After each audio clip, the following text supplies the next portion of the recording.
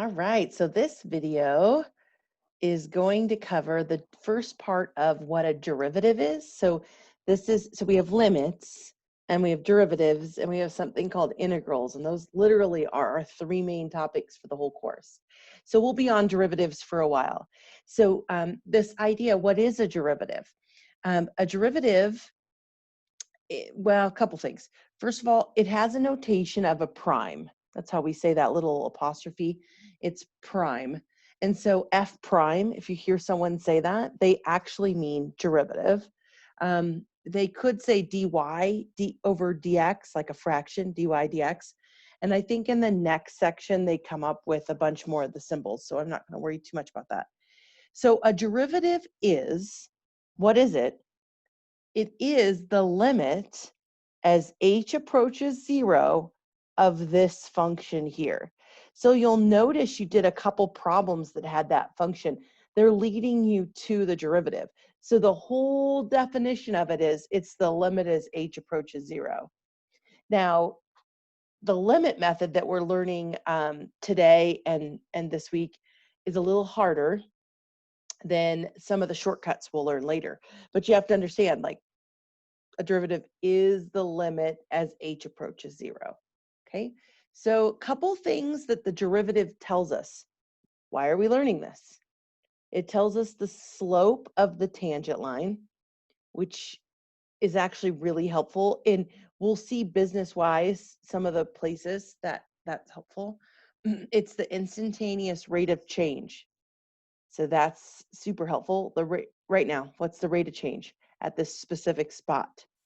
Okay, it also tells us velocity of a time, which is sort of, I think that's physics. I always forget. I never took physics. I should. Okay, so here's our four-step process for finding the derivative. And on your test, you will have to show me your work of your four-step process in order to get credit. So you have to learn this method for those of you that may have taken calculus in high school and already know the shortcuts. Excuse me.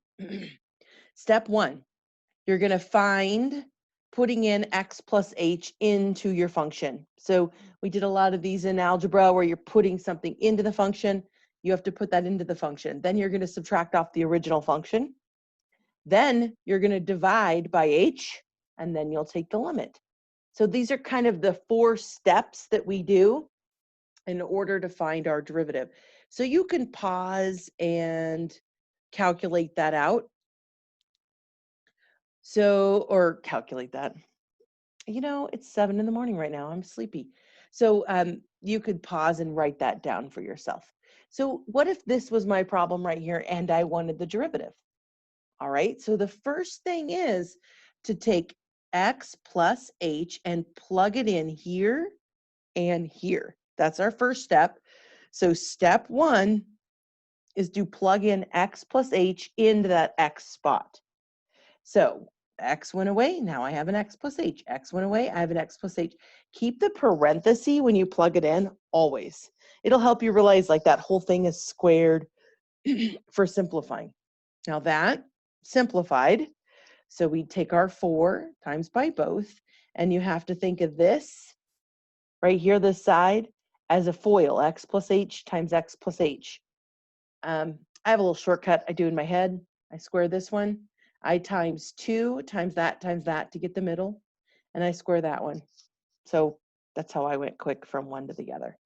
Okay, then I'm subtracting each term, so I changed all their signs. Whew, and there we go. So what's the hardest part? By far, the algebra. Like the simplifying. That's where we make small mistakes. So we put in x plus h. That was step one. Steps 2 will be to subtract off the original function. So this is our original function. And so I have all of this, and I need to subtract off in parentheses, because you have to minus both terms, that original function. So parentheses are going to become important here too. So that'll change this to minus and that to plus.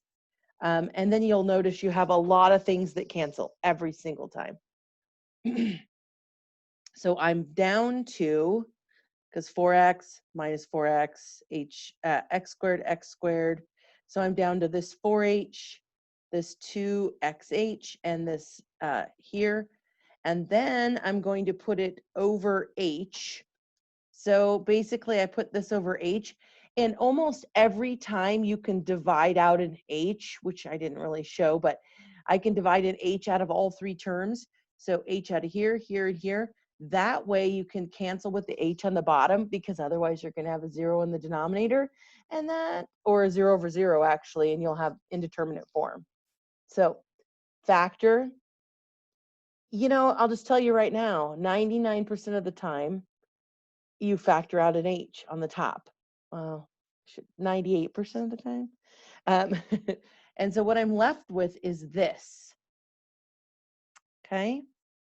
And then I take the limit as that h approaches 0. So I substitute 0 in for the h. Oops, that kind of looks ugly with the bottom part there. So the derivative is 2x, negative 2x plus 4. So the derivative is a function. Okay, that's our derivative. If I wanted to know the instantaneous rate of change at 2, I would put 2 in for x. If I wanted to know it at 3, I'd put 3 in for x. If I wanted to know the slope of the tangent line at x equals 7, I'd put in 7. So the derivative is a function. Another thing I want you to notice is our highest degree was 2, and we went down to a 1.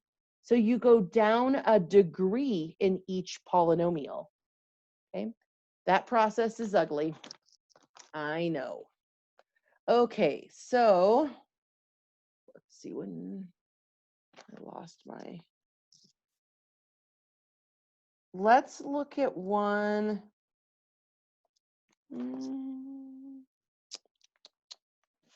Need to do one with an equation of the tangent line. I want to do one more. I think I'll write this one out myself. So problem 2.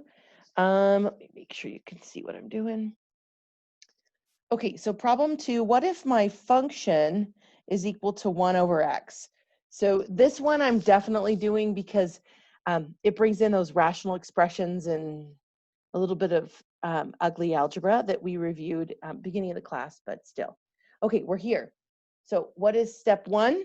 The step 1 is to put in x plus h into my function. So step 1 is to put in x plus h into my function, okay?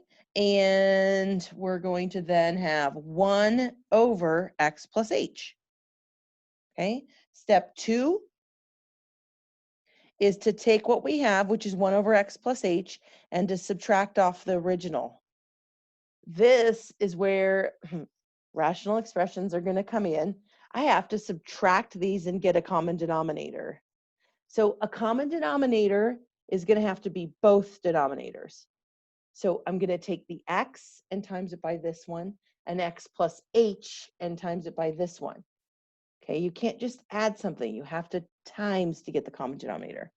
So to do that, I'm going to times this side by x and this side by x plus h. And that's going to give me x over x times x plus h minus, now 1 times everything is just what we had, so it didn't change it a whole lot there, and x plus h.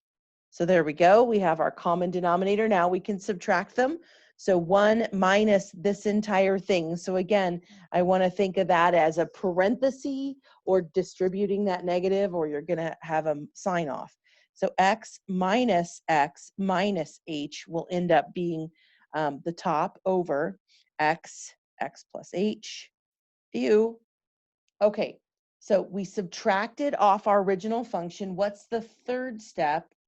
Our third step would be to divide by h, or add an h in the denominator. Also, these two cancel, so that makes it a little easier. So step 3, we're going to have negative h on top over x plus h. And now I'm going to times it by 1 over h.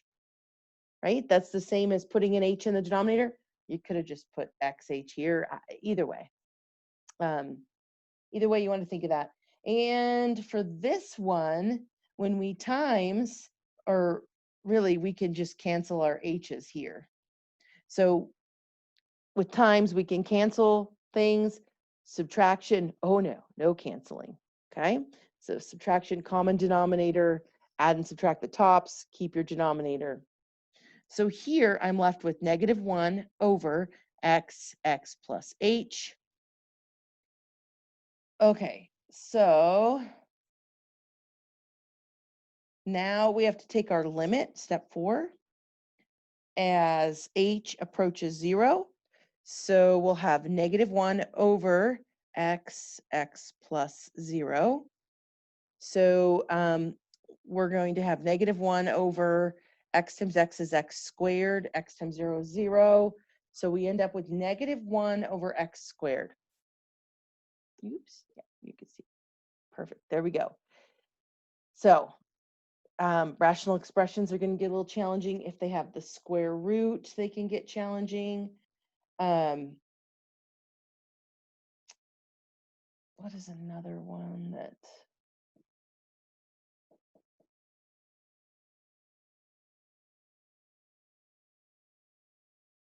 Okay, so the next kind of idea that I want to make sure we cover is finding the slope of a secant line.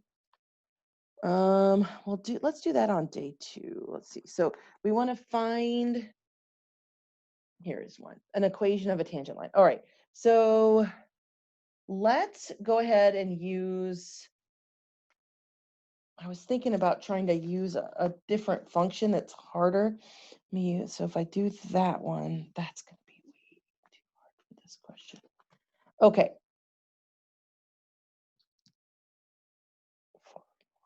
What was my function? I don't know what the function was for that problem.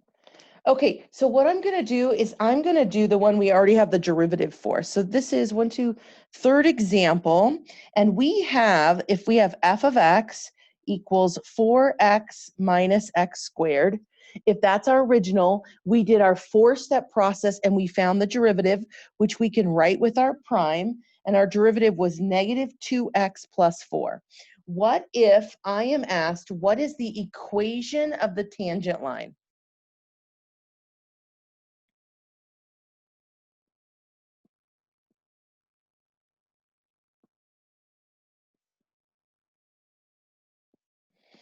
And we're going to say at x equals 3. So we have to be asked like at a specific spot for the tangent line. So what we're looking for is we're going to have this graph, right? Whatever this graph looks like. Oh, it's probably a u, it's an x squared. And we're saying at this 3, we're going to draw up to the graph and we're going to draw a tangent line that touches in one place. What is the equation of that tangent line? Well, what does the derivative give me? It gives me the slope. Okay, so what I can do is I can get the slope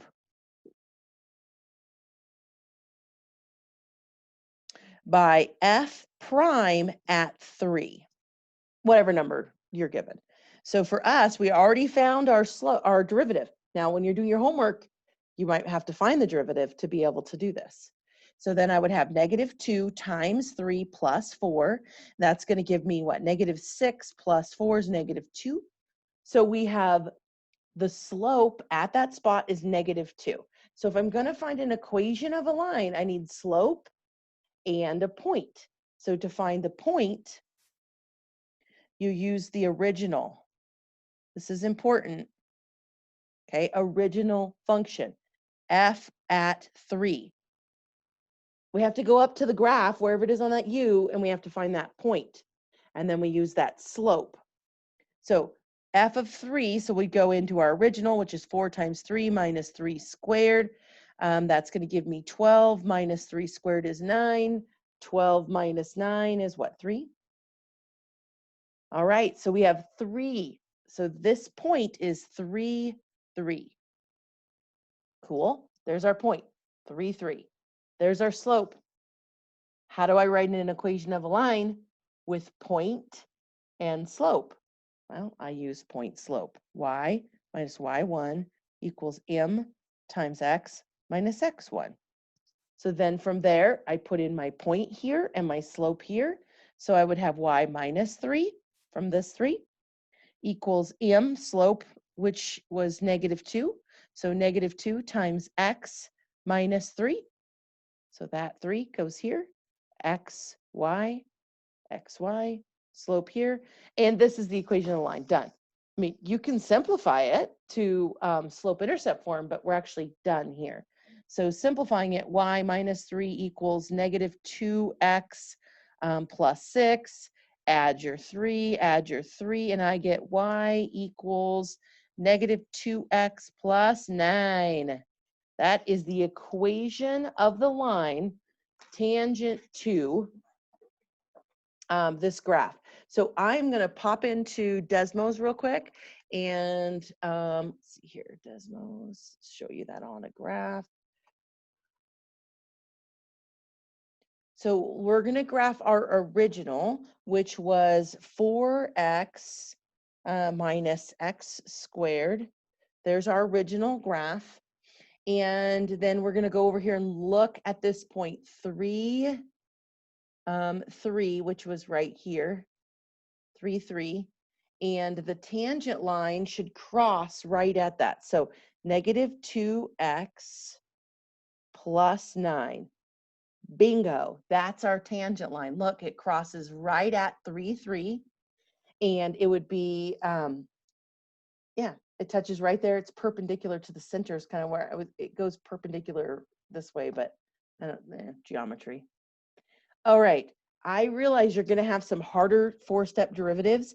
There are a bunch more examples in the book that are videos and animations that you can use. And there is going to be a part 2 for the word problems in this section. All right, so you should be able to get a derivative with your 4-step, and you should be able to find the equation of a tangent line.